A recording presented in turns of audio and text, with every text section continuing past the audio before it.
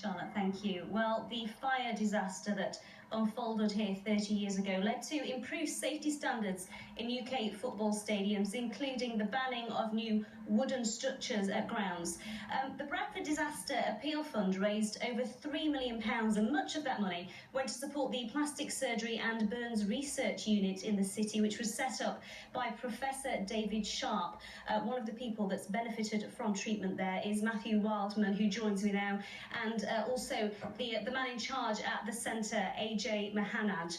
Matthew, if we can just start with you. You were 17 years old when the fire broke out here. You were one of the last people to leave the stand alive.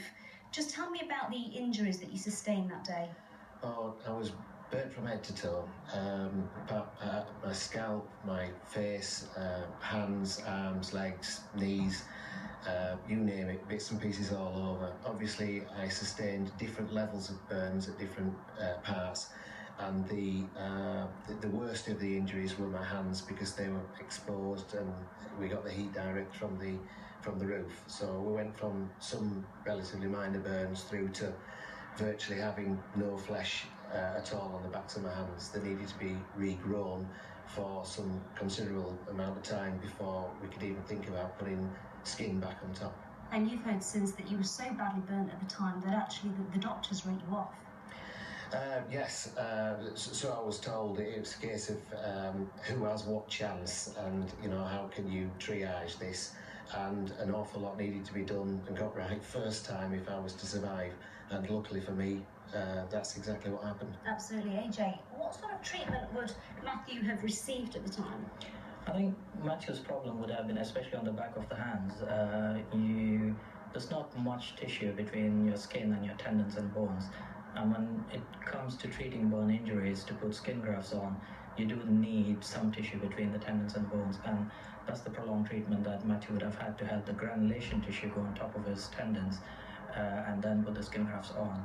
Now, obviously, David Sharp did a lot of pioneering work in those days too, and he tried various techniques and literally advanced medical care at the time.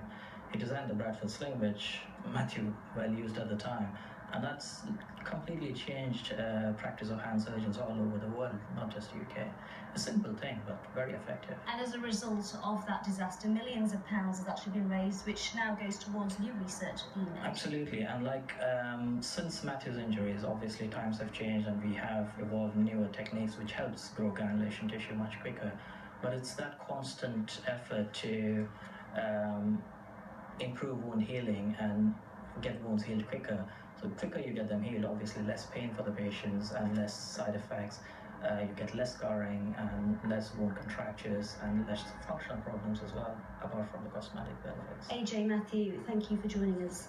Thank you. Now, tomorrow night on BBC One, a programme, The Bradford City Fire Missed Warnings, is on at 10:45 p.m. Charlotte, it's back to you. Thank you. Well, next tonight, all the evidence has now been